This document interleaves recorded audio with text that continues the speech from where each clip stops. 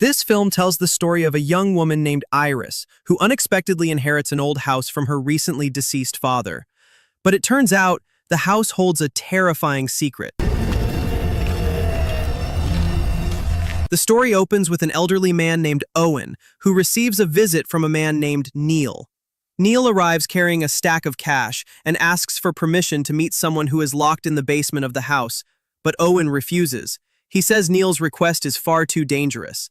After sending Neil away, Owen records a video message saying that if this recording is ever found, it means he has failed. And sure enough, not long after, Owen dies in a gruesome fire.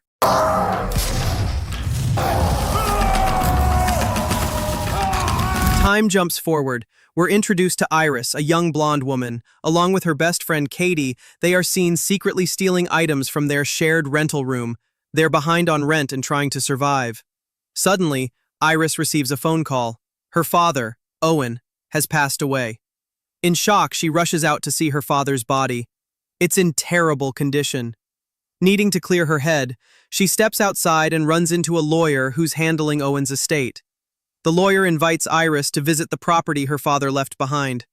It turns out to be a large, classic-style house with a bar, one that has been in the family for over 400 years, passed down from generation to generation. When she arrives, Iris begins exploring the house. On the walls, she sees old photographs and burn marks, evidence of the massive fire that killed her father. The lawyer advises her to start the paperwork to legally claim ownership of the house. That night, Iris calls Katie and tells her she's at the inherited house. Katie, intrigued, says she'll come visit soon. After the call, Iris, exhausted, falls asleep. But in the middle of the night, she wakes up after hearing strange noises from downstairs. At the end of the hallway, she finds a door with strange carvings on it. Not long after, Neil shows up again, bringing money and asking Iris for permission to go down into the basement.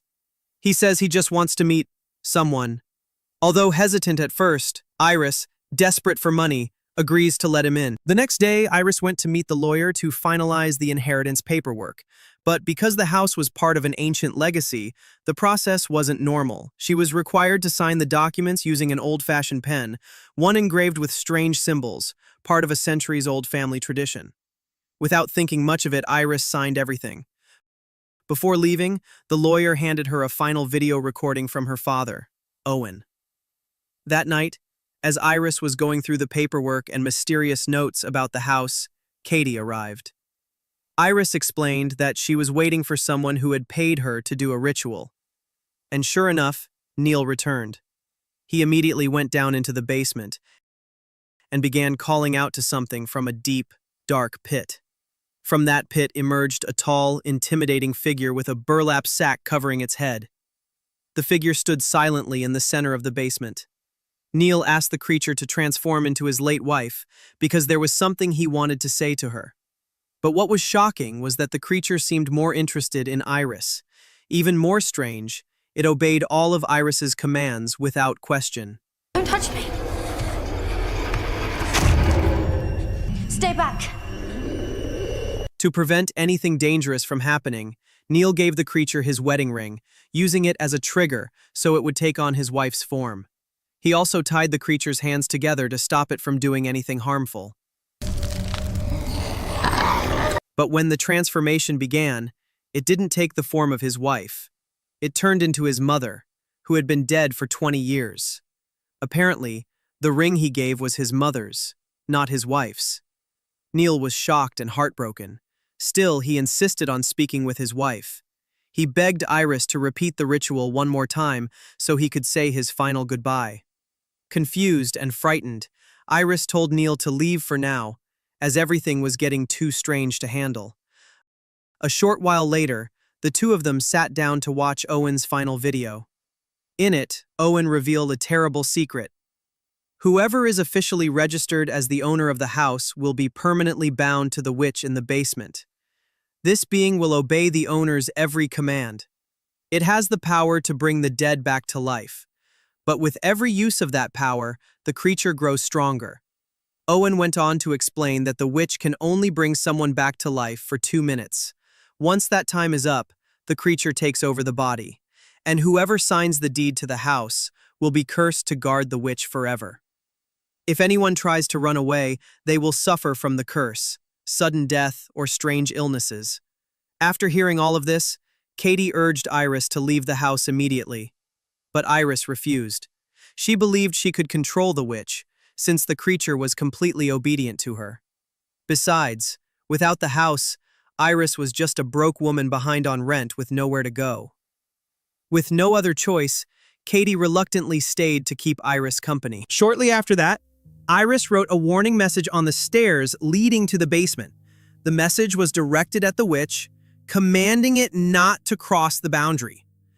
You can't cross this step. It was her way of proving she still had control over the creature. Meanwhile, Katie, who was feeling increasingly anxious, began investigating the house. She discovered an old photo with the name Otto and his associate, who apparently had once owned the house in the past. There was something suspicious about them.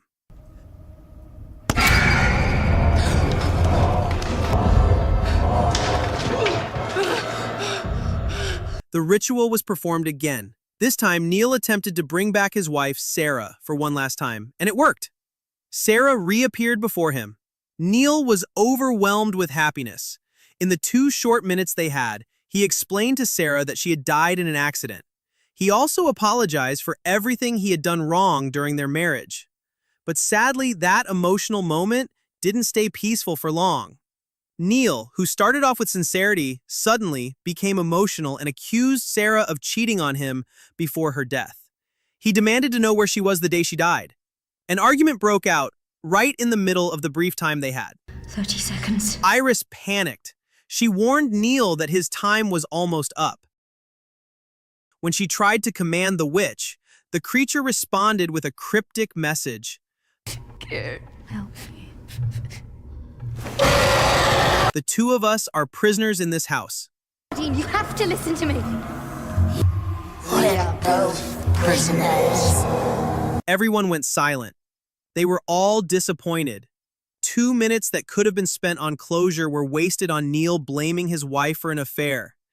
Katie, now furious, kicked Neil out, telling him to stop getting involved with Iris and the witch.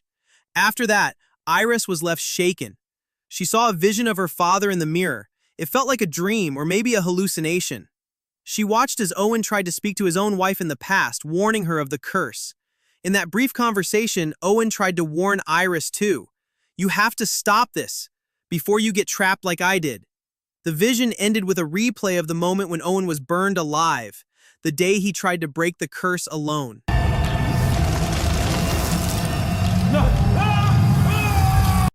The next night, around midnight, Iris heard someone calling her name. She thought it was Katie, but when she went to check, it wasn't Katie. It was Owen again, urging her to get out of the basement immediately. But it was all just a dream. When she woke up, a lanyard suddenly wrapped around her neck, choking her. She struggled to breathe. Thankfully, Katie came in just in time and saved her. After the terrifying incident the night before, Katie showed Iris an old photo she had found. In the photo, Otto, a former owner of the house, was standing beside a man who turned out to be the lawyer currently helping Iris manage her inheritance. The moment Iris saw the photo, she recognized the man immediately. It turned out the lawyer had been directly involved in the house's dark history. Katie became suspicious. She was convinced that the lawyer had deliberately tricked Iris into signing the deed, tying her to the house's curse. Katie once again begged Iris to leave, but Iris refused. She didn't want to return to her chaotic life, moving from place to place, owing rent, with no direction or stability. Frustrated, Iris kicked Katie out of the house. Still feeling uneasy, Katie decided to investigate further. On the back of the old photo, she found Otto's home address. Believing it could be a valuable clue, she immediately went to the address. When Katie arrived at Otto's old house, she discovered a pile of important research documents. The papers detailed the origins of the witch, how the curse works, and Otto's attempts to stop it. Katie knew these documents were crucial. Without wasting time, she headed back to Iris's house to show her what she had found. Meanwhile, back at the house, Iris was alone and growing more desperate. She decided to revive her father, Owen, hoping to ask him directly how to break the curse. When Owen appeared, Iris told him that she was now the official owner of the house. She demanded to know the truth, who the witch really was, and how to destroy her once and for all. Owen looked shocked. He confessed that he had never intended for Iris to inherit the curse. In fact, he had tried to trick the lawyer into putting Owen's name on the deed instead. All he wanted was to protect Iris. Owen gave her just one final piece of advice. Don't use the witch's power anymore. But time was running out. As the 2-minute window came to an end, Owen apologized for everything before vanishing again. Panicked, Iris tried to burn the house deed, hoping to sever her bond with the witch. But strangely, the paper wouldn't burn. No matter how hard she tried, the document remained completely intact, untouched by fire. Moments later, Katie returned, carrying Otto's documents.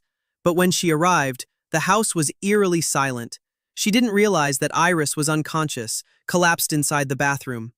Unaware, Katie went down into the basement. In the silence of the basement, Katie accidentally dropped several pages of Otto's old documents. The creature picked up the page and ate it. The moment the creature finished swallowing the paper, a figure emerged from the darkness. It was an elderly man, Otto, the former owner of the house, long believed to be dead. He turned to Katie and said, "You want to know what this place really is? Fine." He explained that a long time ago, a brotherhood built this house. They were part of an ancient order, founded nearly 4 centuries ago. This brotherhood had discovered a woman with supernatural powers, a being capable of raising the dead with just a touch and a few words. They called her the Eternal Witch. At first, they treated her as a symbol of glory. They built this house as a temple to contain her power. But over time, the brotherhood grew greedy. They began abusing the witch's abilities. When the witch refused to cooperate, they turned on her. What followed was the cruelest act in the history of the house. They burned the witch alive, right there in the basement. But the witch did not die. Instead, her death unleashed an even greater power. She came back, reborn in a form they could no longer control. She cursed the entire bloodline of those who had built the house and began spreading plague, death, and madness. Terrified, the Brotherhood made one final attempt to contain her. They sealed her deep in the basement and created a system of inheritance. From then on, each generation would have one person assigned as the guardian of the witch. The condition was simple. That person must sign the deed to the house, becoming the official owner. That person, whether it was Owen, Otto, or now Iris, would be bound for life. If they ever tried to leave, the curse would kill them slowly. Otto looked at Katie with heavy eyes and said, "I wasn't a guardian, neither was Owen. We were prisoners. And now, Iris is the next victim." After saying those words, Otto's body began to shadows, as if his existence had only been borrowed by the witch for that one brief moment. The next morning, Iris received a phone call. On the line, she heard Katie's voice, frantic and afraid, begging for help, saying she was trapped in the basement. Without thinking, Iris rushed downstairs. But when she got there, everything was quiet.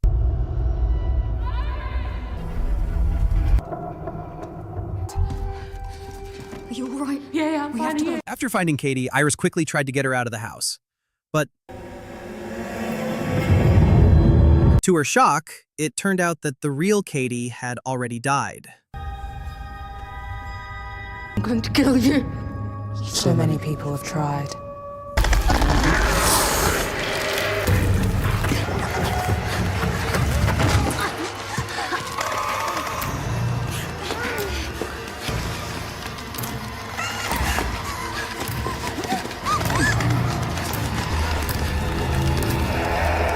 A moment later, we see Iris feeling guilty over her best friend's death. While suffering from a migraine, Neil gave her some medicine and told her to rest. I'm fine. You should go rest. I'm fine. I can do this. As night fell, Iris woke up feeling strange. She realized that the medicine Neil gave her had actually made her pass out. Still feeling suspicious, Iris became confused when she heard Neil's voice coming from the basement. It turned out Neil was down there trying to convince the witch to obey him, to bring back Sarah, his wife, anytime he wanted. See? It's my name on the deed now. But since Neil wasn't the legal owner and didn't use the proper pen, his commands kept disappearing. Then suddenly, the witch played a trick. She transformed into Sarah and told Neil that what he wanted could not be done as long as Iris was still alive, because Iris was the rightful owner of the house. With that, Neil was instructed to kill Iris. And what do you think she's going to say? She won't. She won't know. She already does. Panicking, Iris tried to warn Neil, told him it was all a trick. You need to move on. I don't want But Neil had already lost control.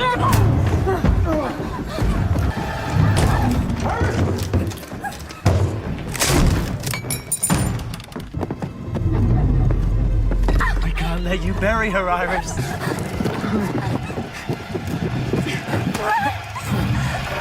Please. Tragically, Iris was killed by Neil, who then took her body and handed over her phone to the witch.